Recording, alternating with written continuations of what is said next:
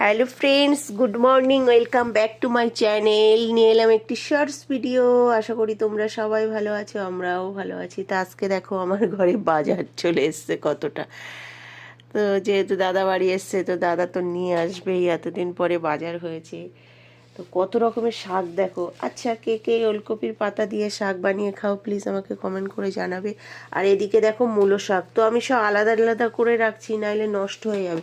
আর এই যে আমার একটা ফেভারিট শাক, বেতো শাক। কালকে ঠাকুমাও বলছিল যে গ্রামে আমাদের মাঠ থেকে তুলে নিয়ে এসছে, খাবে। আমার তো লোভ লাগছিল ভীষণ। আর আজকে আমার ঘরে চলে এসছে, এটা হচ্ছে পালং শাক। তো পালং শাকও খুব ভালো লাগে। দুঃখের বিষয়ে আমরা বেগুন খেতে পারি না, সব জিনিসে বেগুন না দিলে ভালো লাগে না। আর কত সবজি নিয়ে এসছে দেখো, লাউ, ফুলকপি, এদিকে ওলকপি। তো এখন করব মেন হচ্ছে মাছ দিয়ে ওলকপির ঝোল। তো টাটা।